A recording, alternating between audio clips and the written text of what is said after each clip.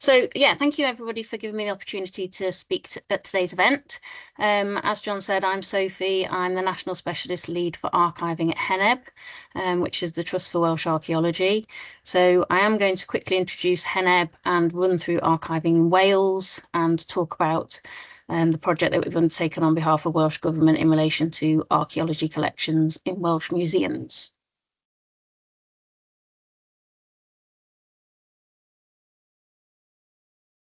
So just to introduce Heneb, we're the Trust for Welsh Archaeology, and we formed in 2024 through the merger of the four Welsh Archaeological Trusts, which had all been in operation since 1975.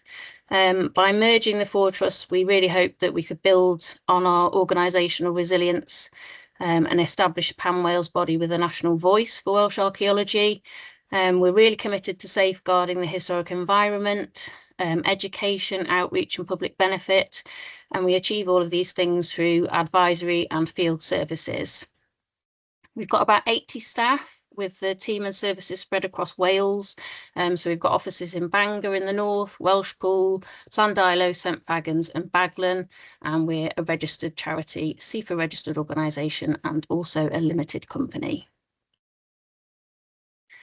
So with our advisory services side, we have planning teams who provide advice to ensure that archaeological heritage of Wales is protected during development.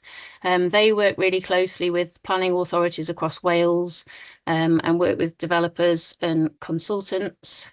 And we also have heritage management teams who provide advice to Welsh Government departments on policy, plans, guidance, assessments and appraisals that affect the historic environment. They also undertake quite a lot of casework and provide advice to farmers and other landowners, local authorities and organisations like Natural Resources Wales. And then we have outreach teams who work really closely with volunteers and teachers, students, universities, and lots of other cultural heritage organisations.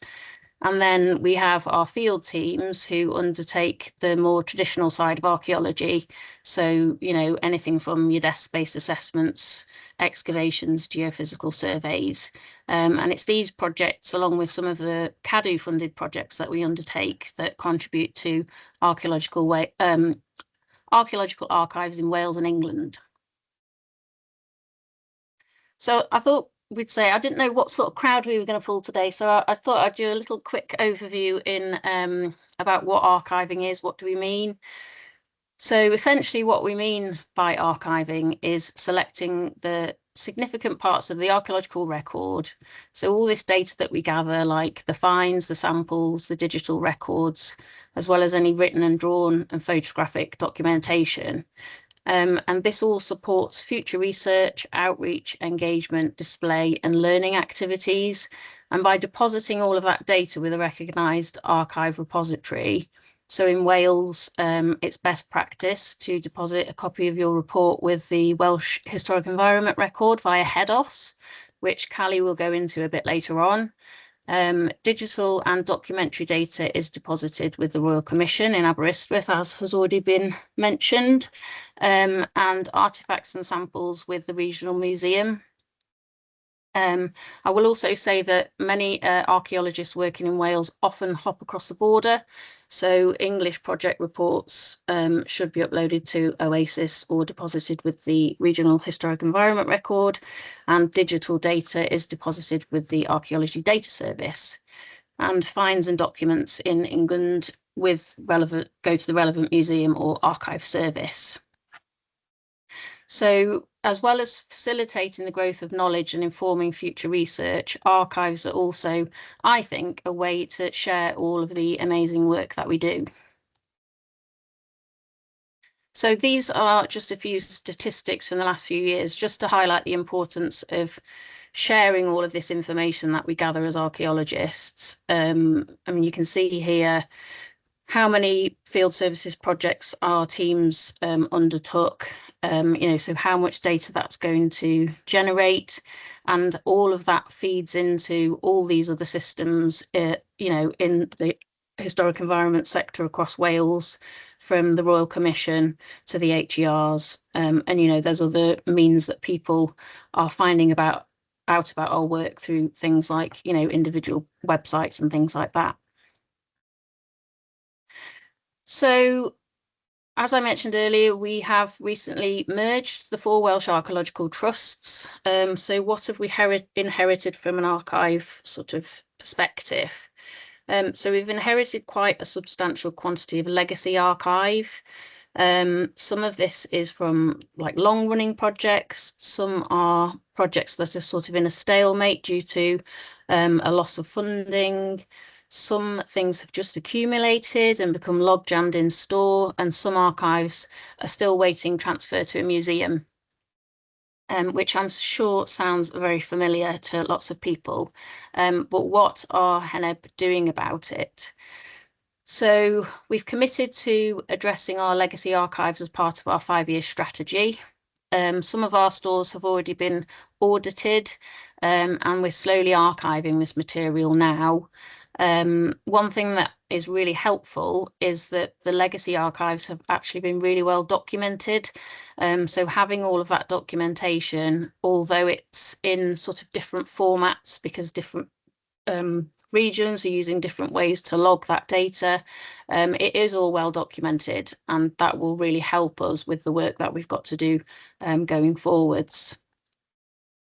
So we've also inherited 4 regional ways of doing things, and this is something that we're still fine-tuning across the organisation. If you think about all the documents the field team uses, from, you know, the WSI to the context records and all the types of software that organisations use, how people store their data, how they name their data, there's been a lot of stuff to sort out to make sure that we do appear to be consistent. So I've always been really invested in archiving, and I've always seen it as one of the most important parts of our job as archaeologists, because I think we have to make sure we preserve the records that we make, because if we don't take those steps to distribute our findings, I don't understand why we did the work in the first place if we don't do that part. So I think ensuring that we share our findings beyond ourselves as individuals and beyond our own organisations is really important to make sure we keep that flow of knowledge and data going.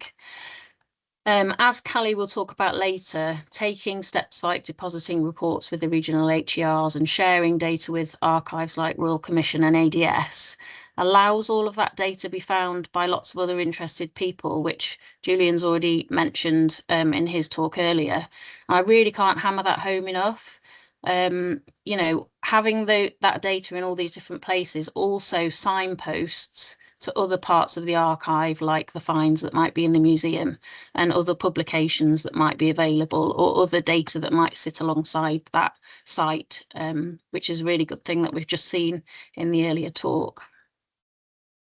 So I have worked for Heneb for about 20 years, and I have hopped around the services that we provide, but I think that's been a real benefit to me because I can see how important the movement of all of this information is within all of our departments, because all the data we collect goes towards informing the decisions that our planning teams make. It informs the advice that our heritage management archaeologists provide to landowners, and it also feeds into the data that other archaeologists pull out of the HER in the searches that they request as part of all of their site research. You know, that's one of the first things that we all do if we get a new job. We'll often consult the HER. We want to get archaeological information out of that HER, but if we're not putting that data back in, that data that we get back isn't sort of a complete overview of what has been found or not found. So what have we done since we've merged? We have written a new data management plan for our field teams, and this forms part of the written scheme of investigation or project design for each new project. We've also developed a new archiving policy, which is based largely on the National Panel for Archives in Wales's guidance, especially for artefacts.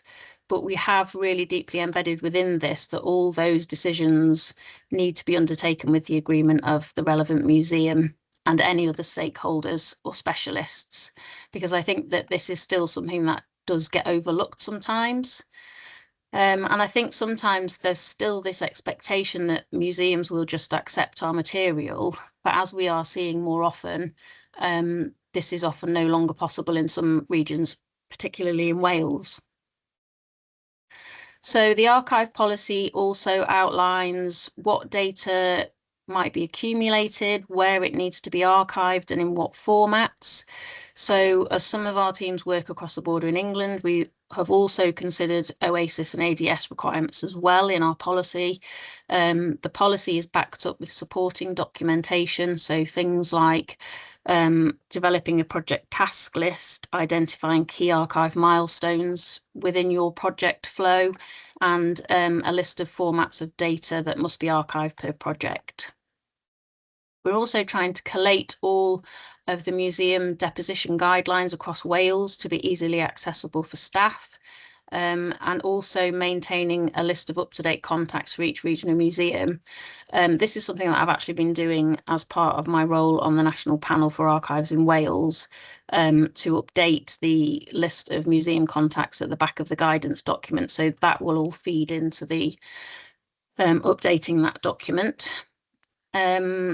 One thing that we've also implemented is to embed the CIfA selection strategy documents within the WSI and the final report, because this ensures that all this vital archive data is recorded within those two documents, and it acts as that signpost of what has been selected for archive for each particular project and where it's been deposited.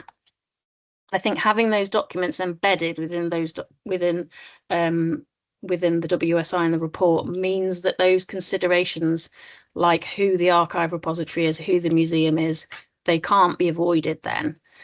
So that's why that's been done. We've also talked to our staff to ascertain what might be hindering the archive process and how we can improve systems going forwards. And we have a Heneb-wide archive tracker within the overall project management system to allow us to record and track things. So like when the report was deposited with the HER, when the digital data was deposited with the Royal Commission, and also when we have archived our own data internally within Heneb. So going forwards, we'll be delivering in-person training and trying really hard to build the archive process into project workflows before people move on to the next job. And we've also identified some key staff within each region who are really committed to the importance and delivery of archiving, and this has made the process much, much easier. So I'm just going to mention this project because as well as Heneb's legacy data that is sitting in store, we know that there are lots of other archives sitting in stores across Wales that are perhaps less well known about. And one project we've just completed is to catalogue Hill and Worthington's project archive for the work they undertook on the Offers Dyke, Watts Dyke and other short dykes in the Welsh Marches. So for those of you who may not have heard about this, Margaret Worthington and David Hill ran a long-running extramural project as part of the University of Manchester, particularly in the 1970s and 80s, although the project did run into the early 2000s, and they undertook over 200 student excavations along the dykes, as well as numerous other small excavations as well, and also lots of surveys, photographs, that kind of thing. So you can imagine the size of this archive, which spans about 40 years worth of work and research. We first came across this archive in 2020. By this time, David Hill had already passed away, and Margaret had realised the need to get this data out into the wider world. So at that point, the archive was stored in Margaret's summer house in her garden, and it was transferred to the Clwyd Powys Trust to allow us to assess and document the contents. And we did this with funding from CADU. And upon cataloguing this material that Margaret had deposited, it became apparent that there were still some bits that were missing.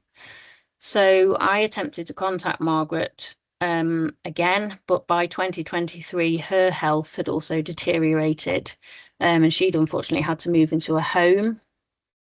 And at that time, her son was actually in the midst of clearing and selling her house.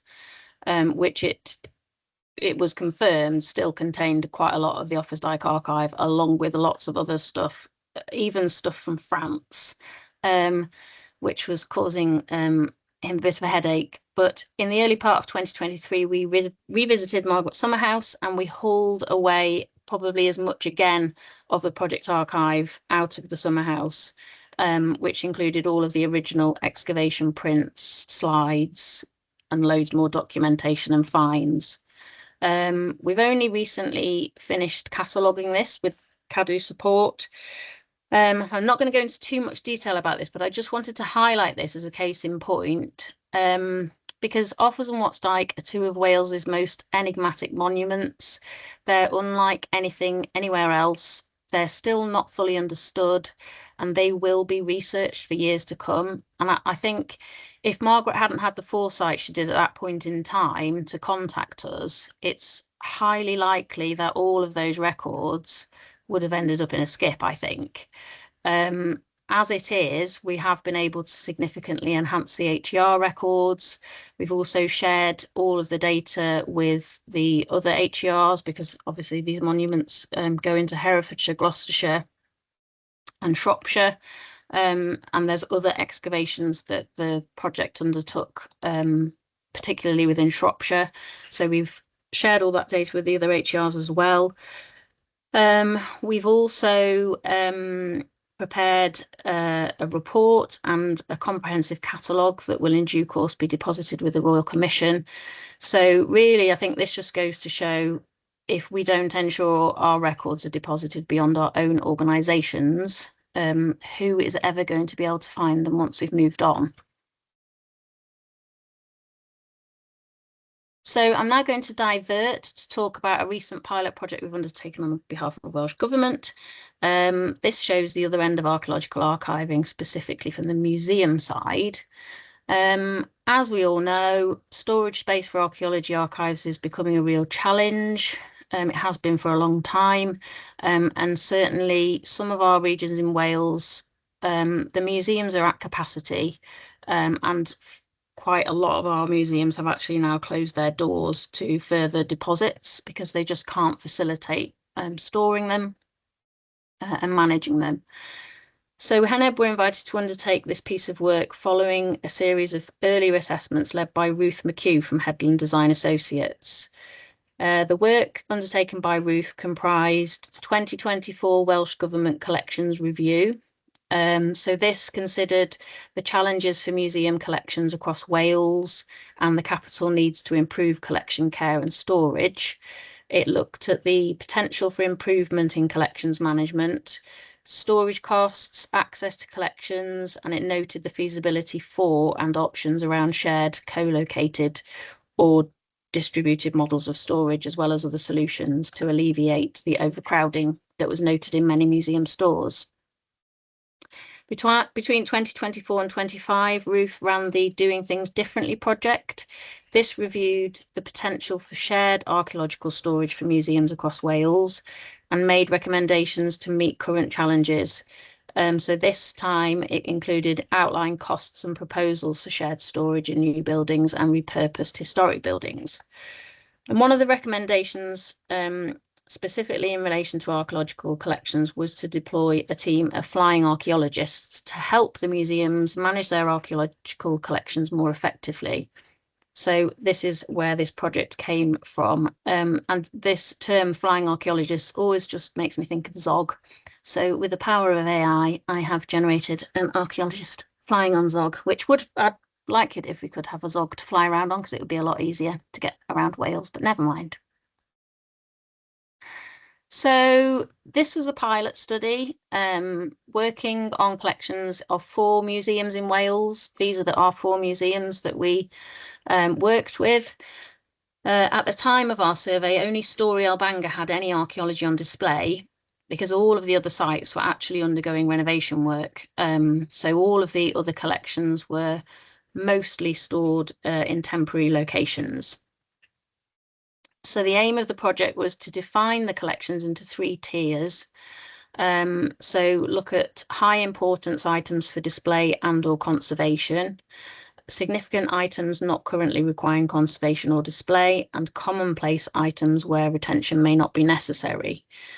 And in doing this, it was hoped that the data generated would empower the museums to manage their collections more sustainably and meaningfully, but also align with sector-wide priorities on significance assessment and responsible rationalisation.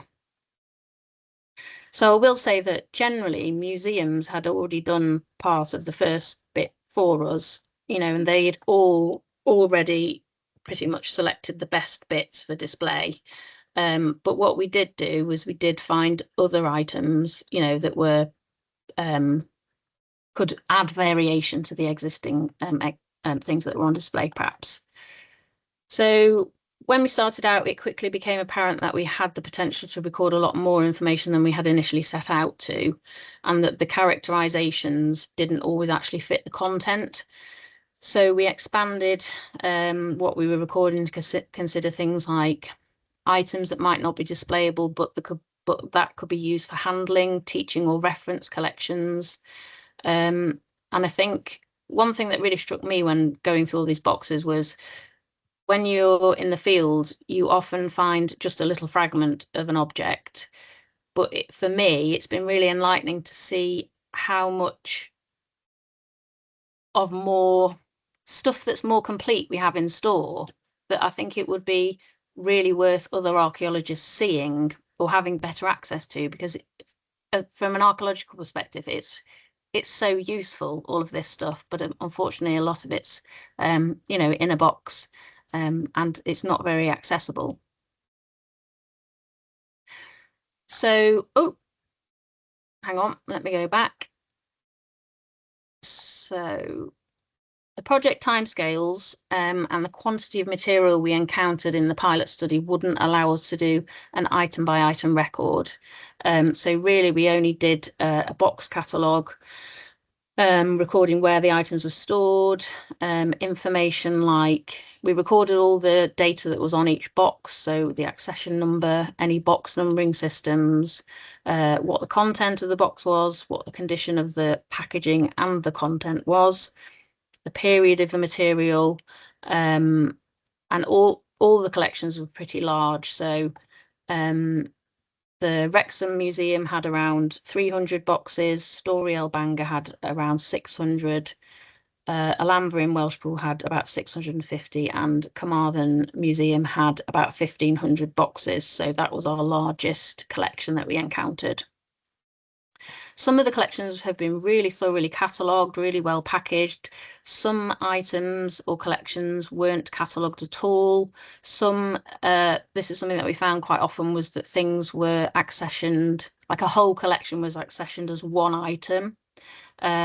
Some have only paper documentation, and some collections don't sort of have any records associated with them. So we came across lots of boxes. I really liked finding this old curry sauce box with, I think it was actually empty. I think that item that had actually gone on display. So as well as collection content, we also assessed stores that were being utilised for the archaeology collections. Some of these were better than others. So on the left, this was a sort of warehouse type store where we had to wear full PPE, gloves, masks, paper suits. There was no electricity in this store, no working services. It wasn't fully secure, so there had been quite a bit of rat activity and nesting pigeons. And this store had been broken into quite a few times, which meant some of the collection had been disturbed, like some of the lids had been taken off and stuff had been rummaged through or taken out. This was one of our most full stores, but it was really not accessible at all at the moment if anybody did want to undertake any research. The storage container, again, that was not an ideal space for the storage of some of the collections it held. We found quite a lot of mold and mildew in here, despite there being a dehumidifier running constantly in there. And then on the bottom right, this was items that were stored in what was known as the big shed. And you can see, having all these boxes stacked on top of each other like this, means a lot of stuff's getting squashed, and some of the boxes we just couldn't open because they'd been squashed, and we couldn't get the lids off. One of the collections that we did actually catalogue in full was material from the Bersham Ironworks excavations, which were done in the 1980s. This material had previously been stored off-site at the Bersham Heritage Centre, which is a site that's been closed to the public for a while. They had an arson attack on this site at the end of the summer holidays last year, so all of the Bersham collection had to be urgently moved. One of the things we recorded across the museum stores, which was pretty consistent with the older stuff, was that lots of the older Stuart tubs, so the plastic sort of cake box style storage, were perishing. And they normally had metalwork in them, so all the Bersham stuff had lots of heavy ironwork. And then we found some material in Welshpool that actually had some really nice bronze items from the Caersoos 10 excavations in Caersoos, Roman fort. But having those boxes stacked on top of each other for a long period of time with heavy stuff in has meant that a lot of the lids have split. So this had happened to some of the Bersham boxes before the fire. And obviously, as the fire services have put the fire out, the water had got into those boxes. So as well as lots of dry rusty iron, we also found a lot of wet rusty iron. So as part of this assessment, we did dry out all of this material and repackage and rebox it. So the Bersham collection comprised about 139 boxes, mostly rusty ironwork, but there were some conserved examples in there as well. There was no overall catalogue for this collection, but we have recorded each item, with about 2,000 items recorded in total. So these are some of the items that we found in the Bersham Ironworks collection. Logging this collection sometimes felt highly unrewarding. It really did, because there's just lots and lots of rusty ironwork. But we had contact with Steve Gwenter, who undertook a lot of these excavations, to ask, him, what is this thing that we're looking at? And as we progressed through all of the material, we did eventually get our eye in and started to recognise common items within everything. I can remember one day we actually found I don't know if it's that one that's in the picture actually, but we found something that looked like a spanner and were absolutely overjoyed that we'd found a spanner. It was a joyous occasion. So we did photograph some of the collection as well, and we've put together a sort of reference collection of the different types of objects. So there's lots of tools, files, shovels, and quite a few cannonballs as well, which this site is probably most famous for. So so we did find plastic does actually have a lifespan. As already mentioned, the Stuart tubs, you can see this lid here, they'd all started to split. We also came across quite a bit of mold and mildew, and we'd found, particularly in the Bersham material, that the fines bags had actually just started to disintegrate. So this meant that sometimes we'd lost contextual information from those bags. And the picture on the bottom right hand corner, this was a crystal box, which had acid-free tissue paper inside, had been masking taped shut, was in a Stuart tub with silica gel and acid-free tissue, but inside that crystal box there's still like moldy, mildewy stuff, even though the actual find was in fairly good condition.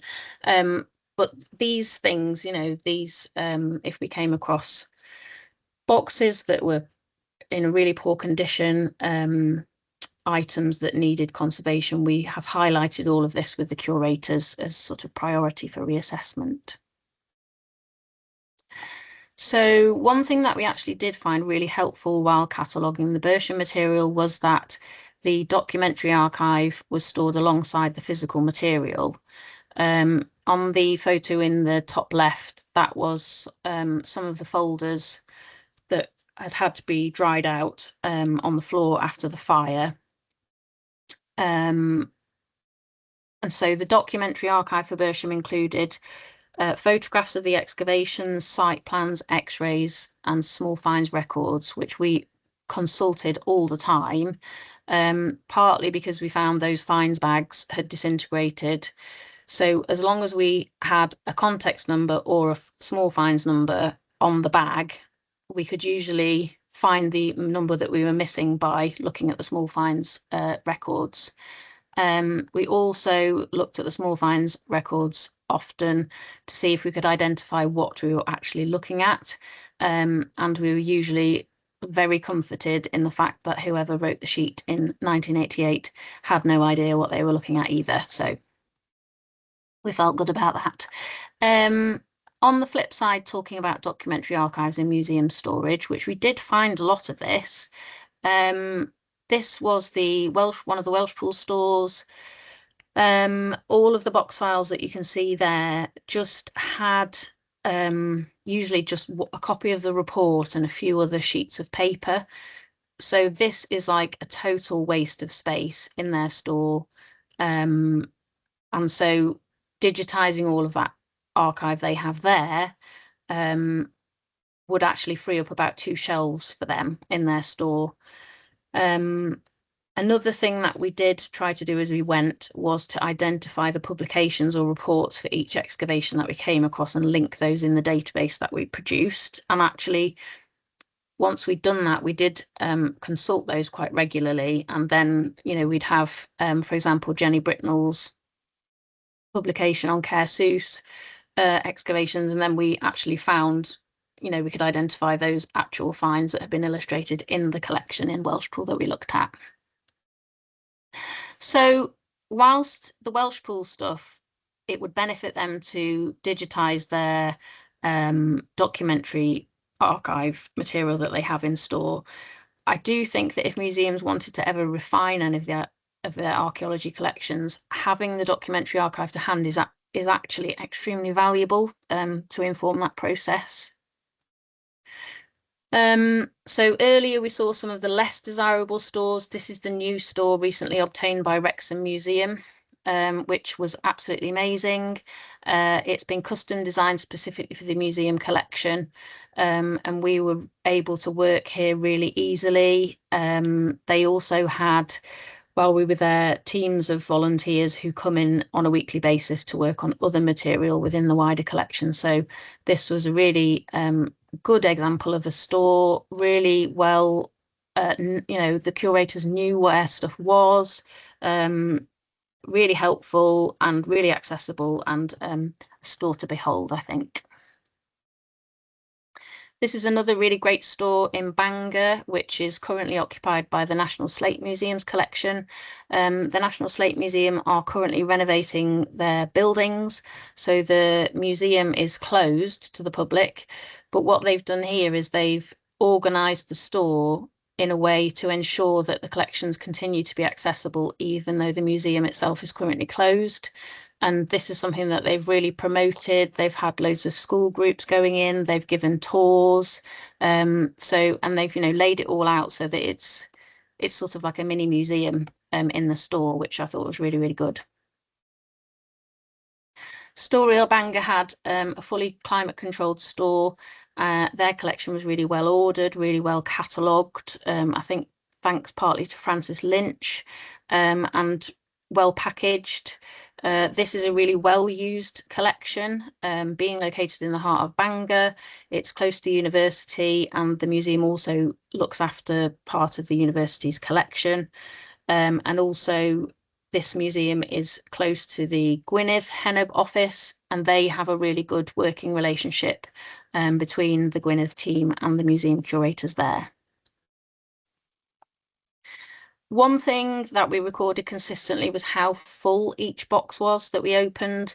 And looking at our Welsh Pool assessment, you can see here there are lots of boxes containing, just a few bags. So there is potential to condense material and free up, some quick space in the museum stores. We also found a lot of this type of material, so really small, really abraded fragments. And this was part of the Welsh Pool collection. It's material that was collected by my trust, the Glebe Powers Trust. And it was the first assessment we did, the first site visit we did. And I didn't know at that point what we were going to find, how long this whole process was going to take.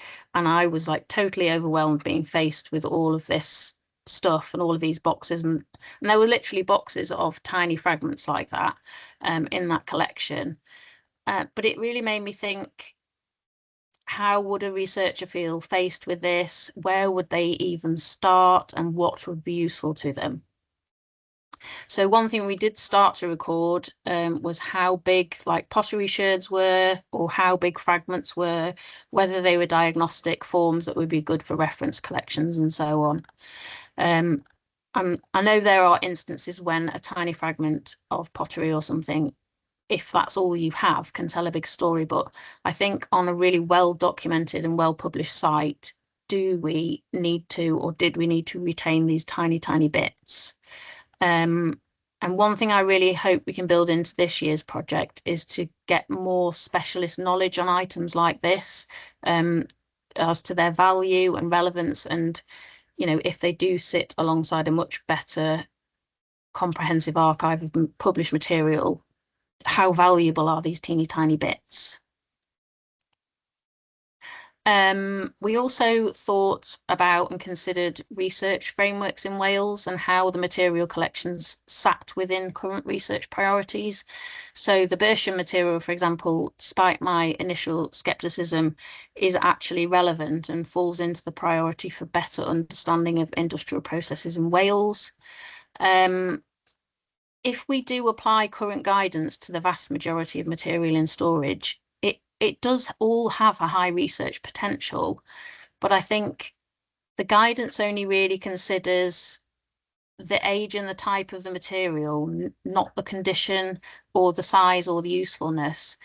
And I think it's really down to the archaeologist to make this judgment as the professional. But I still think a lot of us are afraid to make that call. So we'll just pop stuff in a bag and hope for the best. And then we sort of left it up to the museums. And this picture on the right-hand side is lots of beautiful medieval tile. I think in this box there are around 3 to 4 near complete or complete examples, and then a whole box and probably multiple other boxes of little bits. So I just think if we were doing this today, I'm sure that we could do something better with all those bits, or you know, use them in different ways. I mean, I don't know whether we would have collected such a large sample today. I think, you know, we have got all these systems in place to ensure that these discussions with museums happen, so that they are part of this decision-making process. But I was really excited when I opened this box, and I think it's a shame that we've got so much potential in there, but it's just sort of in a box in the dark. And it would be good to think of different things that we can do with it, really. You know, can we share them? Can we use them in a different and more inventive way and bring them to light for more people to wow at? So we also recorded the condition of objects within the boxes that we opened, metalwork that was deteriorating, silica gel that had expired, pottery sherds that had become powdery, also things that needed to be reboxed or repackaged.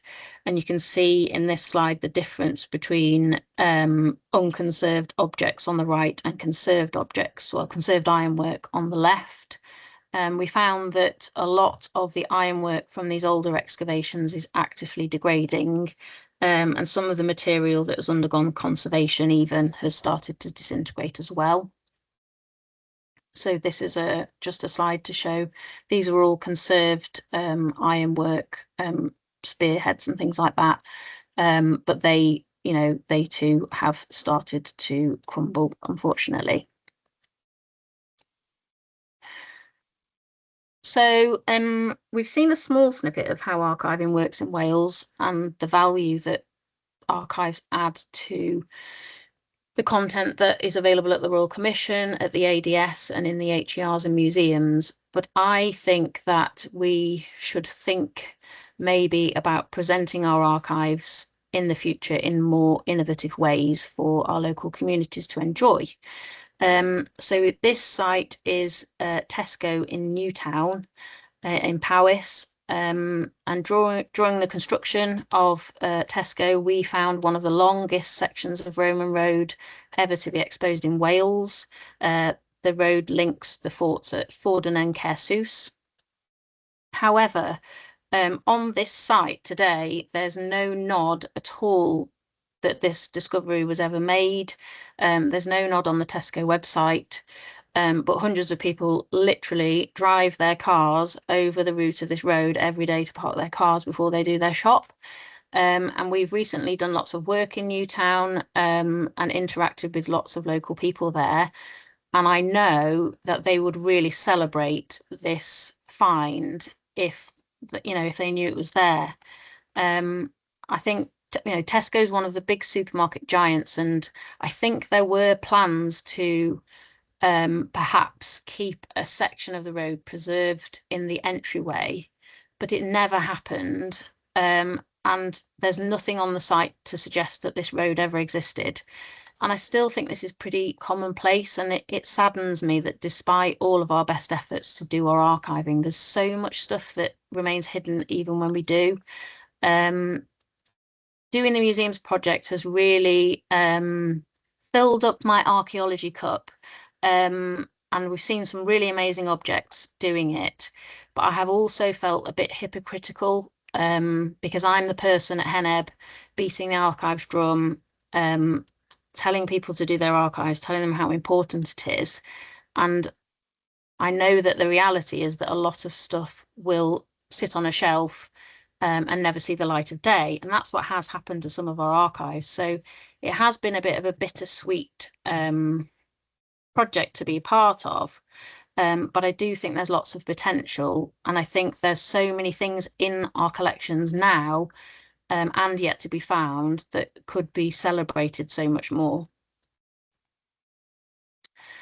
So just to sum up, the museums we work with in the pilot have been really positive about this project. They've been really engaged. We've asked them all for feedback on the outputs of the project, which includes a database of their collection, recording all the things that I've discussed, and also photographs and a report. And we really want their feedback because we want to build on the pilot study in this year's project. We've got 4 new museums confirmed for 2026, and some of those have much smaller collections than we looked at last year. So for some of those, we're going to attempt a full catalogue, and hopefully that'll be really interesting to actually do a full catalogue of a museum's collection. I just wanted to say here as well that I'd really encourage any archaeology teams to get to know their local museum curators and make those connections if you haven't already, because we have seen that while some museums have good relationships with their archaeological contractors in their regions, a lot of museums are saying that they generally don't hear about what's been found, what's going on, until the point when somebody rings them and says, can you accept this archive? So I'd really encourage that people get to know their local curators, because we need to know what museums want from the collections and vice versa. They need to know what we need. So from doing the pilot study, we've identified some quick ways that museums could free up space. We've identified collections that require conservation.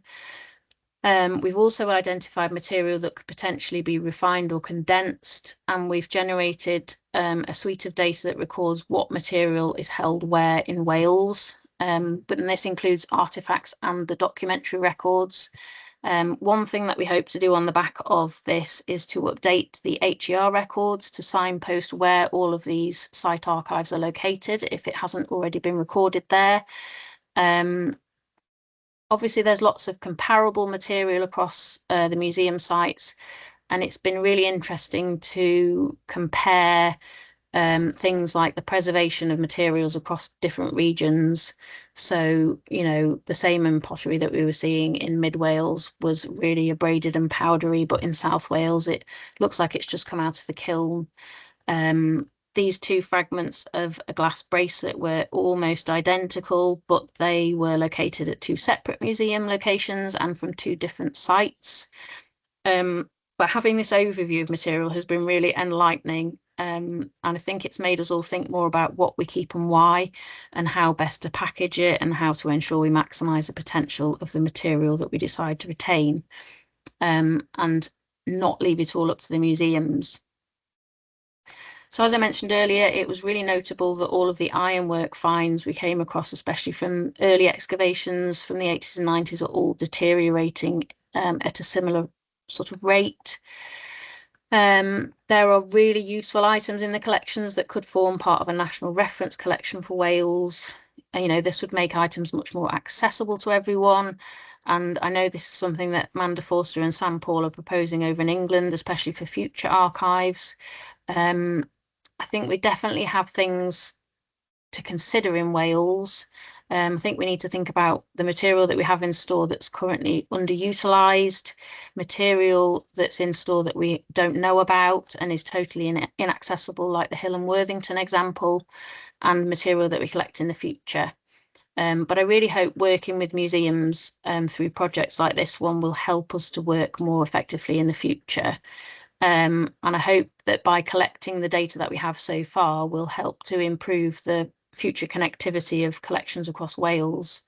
I do think we perhaps need to rethink how we promote and share our findings to ensure archives are known about and used. And I do think we have the facilities in Wales to do this, but to end with a pun, perhaps we need to think outside of the box.